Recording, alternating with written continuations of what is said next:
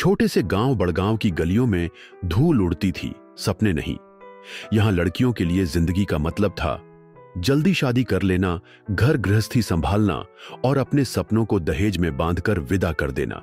लेकिन एक लड़की थी, रूही, जो इस धूल में भी चमकते सपनों का आकाश देखती थी।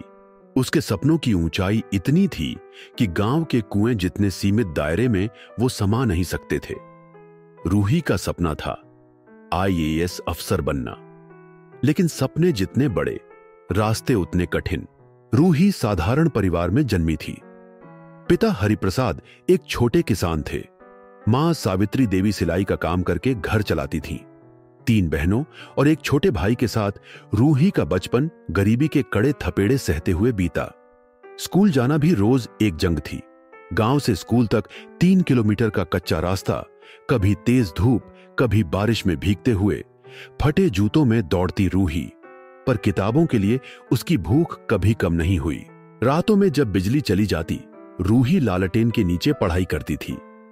मां ने एक बार कहा था, बिटिया, भगवान के भरोसे सब छोड़ दे। रूही ने मुस्कुराते हुए जवाब दिया था, मां, भगवान भी उन्हीं की मदद करता है जो अपनी मदद खुद करते हैं।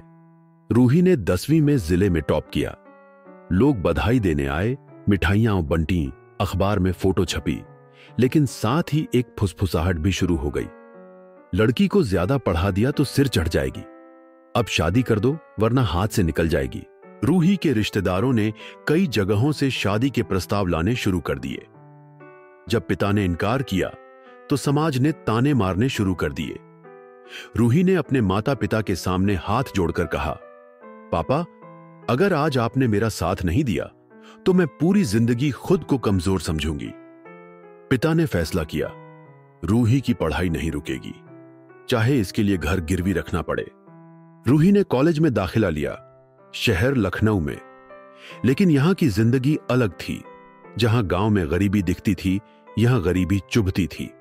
रहने के लिए सस्ते हॉस्टल में जगह मिली, जहां छत से पानी टपकता था, बिस्तर पर चूहे दौड़ते थे और खाने में अक्सर कीड़े निकलते थे। फिर भी रूही ने शिकायत नहीं की। कॉलेज के बाद वह बच्चों को ट्यूशन पढ़ाती थी ताकि अपने खर्चे निकाल सके। कई बार वह भूखी पेट सोई, कई बार बस एक समोसे और पानी के सहारे दिन बिताया। जब वह फर्स्ट ईयर में थी, एक दिन गांव से फोन आया। उसके छोटे भाई को एक्सीडेंट हो गया था। अस्पताल का बिल चुकाना था, घर में 1 रुपया भी नहीं था। रूही ने अपनी पढ़ाई की फीस जमा करने के लिए जो पैसे बचाए थे, वह सब घर भेज दिए।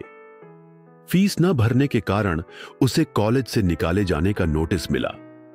लेकिन रूही ने हार नहीं मानी। वह एक लाइब्रेरी में जाकर मुफ्त में पढ़ाई करने लगी। रात भर जागकर सरकारी नौकरियों की किताबों से नोट्स बनाती रही। ग्रेजुएशन के बाद रूही ने पूरी ताकत से यूपीएससी की तैयारी शुरू की। दिन में 16 से 17 घंटे पढ़ाई। दोस्तों के साथ पार्टियां नहीं, सोशल मीडिया नहीं, न ही त्योहारों में घर आना। सिर्फ सपनों की आग थी। पहला प्रयास, वह प्रीलिम्स में ही फेल हो गई। वह टूट गई। उसने खुद को कमरे में बंद कर लिया। दिन रात रोती रही। भूख प्यास की सुध नहीं थी। मां ने फोन पर कहा, हारने का हक है बिटिया, लेकिन रुकने का नहीं। रूही उठी और फिर से जुट गई। दूसरे प्रयास में वह प्रीलिम्स और मेंस दोनों पास कर गई। इंटरव्यू तक पहुंची, लेकिन इंटरव्यू में छोटे से सवाल पर अटक गई। भारत के संविधान में मौलिक अधिकारों की संख्या क्या है? उसका मन ब्लैंक हो गया। घबराहट ने उसके सारे उत्तर गड़बड़ कर दिए। परिणाम आया, नाम लिस्ट में नहीं था। इस बार आलोचना और उपहास भी तेज हुआ। रिश्तेदार कहने लगे, लड़की की अकड़ निकाल दी ना भगवान ने, अब तो समझदारी दिखाओ, शादी कर लो। पर रूही के भीतर आग और भड़क उठी थी। अब रूही ने अपनी तैयारी का तरीका बदल दिया। उसने अपनी गलतियां पहचानी, टाइम मैनेजमेंट सीखा, मॉक इंटरव्यू की प्रैक्टिस की, मेंटल हेल्थ पर काम किया। वह जान गई थी, सिर्फ मेहनत नहीं, सही दिशा भी जरूरी है। अब वह सिर्फ पढ़ती नहीं थी, सपने जीती थी। और फिर आया वह दिन, यूपीएससी का परिणाम घोषित हुआ। रूही का नाम 23वीं रैंक पर चमक रहा था। जब वह अपने गांव वापस लौटी, तो वही लोग जो कभी उसे ताने मारते थे, अब उसके स्वागत के लिए सड़क पर खड़े थे। फूलों की मालाएं, ढोल नगाड़े और हर आंख में गर्व के आंसू। रूही ने मंच पर चढ़कर कहा, जिस दिन आप खुद पर भरोसा करना सीख जाते हैं, उस दिन दुनिया की कोई ताकत आपको रोक नहीं सकती। रूही अब एक सशक्त आईएएस अधिकारी है। उसने गांव में लड़कियों के लिए एक मुफ्त कोचिंग सेंटर शुरू किया है, जहां हर साल दर्जनों बच्चियां यूपीएसएससी और अन्य प्रतियोगी परीक्षाओं की तैयारी करती हैं। उसका सपना सिर्फ खुद तक सीमित नहीं रहा, वह अब हजारों लड़कियों के सपनों की प्रेरणा बन चुकी है। हर साल गांव में रूही पुरस्कार दिया जाता है उस लड़की को जो अपनी परिस्थितियों से लड़कर आगे बढ़ने का साहस दिखाए।